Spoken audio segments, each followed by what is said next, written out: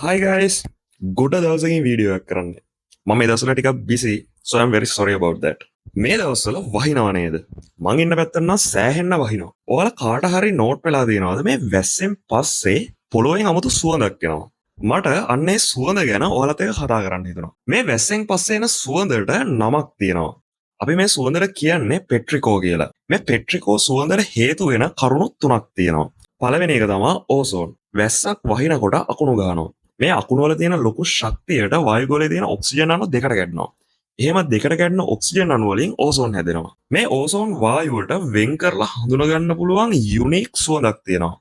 ඒ සුවඳ හරියට බ්ලීච් එහෙම නැත්නම් ක්ලෝරින් වගේ. ඔයාලට කවදා හරි ටෙස්ලා කොයිල් එක්ස්පෙරිමන්ට් එකක් අත්දකින්න හම්බෙලා තියෙනවා නම්, ඒ කියන්නේ ළඟ ඉඳගෙන බලාගෙන ඉන්න අවස්ථාවක් හම්බෙලා තියෙනවා නම්, ඔයාලට මේ සුවඳ දැනෙලා ඇති.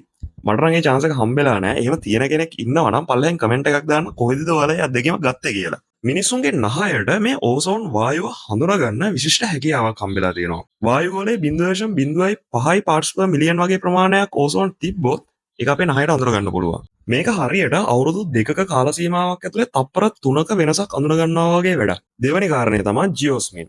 මේ ජිઓස්මින් කියන්නේ පසේ ඉන්න බැක්ටීරියාවක් හදන කෙමිකල් එකක්. මේ ජිઓස්මින් පසේ තැම්පත් වෙලා තියෙනවා.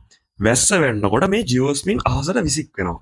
එතකොට ඒක වාතයත් එක්ක මිශ්‍ර වෙලා ඒ සුවඳ අපිට දැනෙන්න ගන්නවා. මේ ජිઓස්මින් වලටත් වෙන් කරලා අඳුන ගන්න පුළුවන් සුවඳක් තියෙනවා. මේ ජිෝස්මින් තමයි ඇත්තටම අර වැස්සට පස්සේ එන සුවඳට ලොකුම දායකත්වයක් දක්වන්නේ. අපේ නහයට ඕසෝන් හොඳට අඳුන ගන්න පුළුවන් හැකියාව ගැන ඔයාලා පුදුම වුණා නේද? එහෙනම් ඔයාලා ආයෙත් පුදුම වෙන්න යන්නේ. ඒ මොකද අපිට ඕසෝන් වලටත් වඩා හොඳට ජිෝස්මින් අඳුන ගන්න පුළුවන්.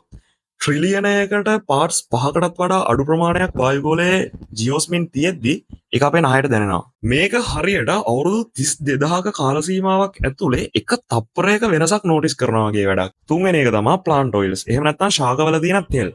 මේ තෙලුත් ජිෝස්මින් වගේම පසේ තැම්පත් වෙලා තියෙනවා. වැස්ස වහිනකොට පස් උඩට විසික් වෙනවා. ඒත් එක්ක මේ තෙල් වාතයත් එක්ක මිශ්‍ර වෙනවා. එතකොට ඒ සුවඳ අපිට දැනෙන්න ගන්නවා. ඉතින් පෙට්‍රිකෝ කියන්නේ මේ සාධක තුනේම කම්බිනේෂන් එකක්. මොකක් හරි හේතුවකින්ද මිනිස්සු මේ සුවඳට ගොඩක් කැමති. They love that smell.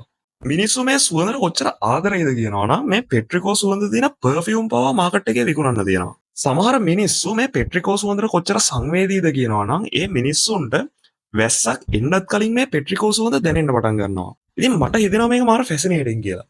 මමත් මේ සුවඳට හරි කැමතියි. ඉතින් ඔයාලටත් මේ සුවඳ දැනෙනවද කියලා පල්ලෙන් කමෙන්ට් එකක් දාන්න. සමහර වෙලට ඔයාලත් මේ සුවඳට ගොඩක් සංවේදී, වැස්සක් එන්නත් කලින් වැස්සක් එනවයි කියලා කියන්න පුළුවන් පුද්ගලයෙක් වෙන්න පුළුවන්. එහෙනම් ආයෙත් මේ වගේ වීඩියෝ එකකින් හම්බ වෙනකම් stay curious guys.